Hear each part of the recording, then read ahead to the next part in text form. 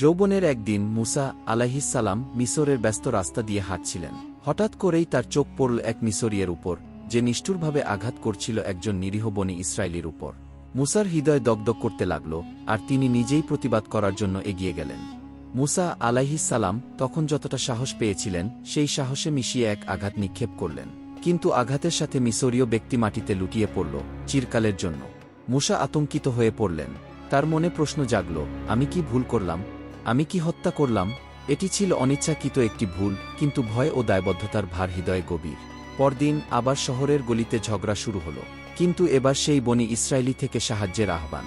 মুসা এগিয়ে চললেন, কিন্তু হঠাৎ এক মানুষ দৌড়ে এসে বলল, হে মুসা, মিসরের শাসকরা তোমার জীবন নিতে চাইছে, দ্রুত পালিয়ে যেও। হৃদয়ে ভরল শঙ্কা, কিন্তু তখন মুসা মাথা নিচু করে নামাজে মন দিলেন। তার কণ্ঠে ফিসফিস করে উঠল, হে আমার প্রভু, আমাকে সরল পথ দেখান, আমার দুঃখের এই অন্ধকার থেকে মুক্তি দিন। তারপর তিনি মরুভূমির রুক্ষ বালুতে পা দিলেন। শুরু হল নির্বাসনের কঠিন জীবন।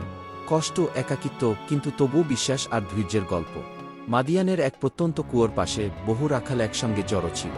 দূরে দুই তরুণী দাঁড়িয়ে নির্দিষ্ট চোখে আশ্রয় খুঁজছিল। তারা পানি তুলতে পারছিল না, কারণ রাখালদের ভিড়ে জায়গা পাচ্ছিল না।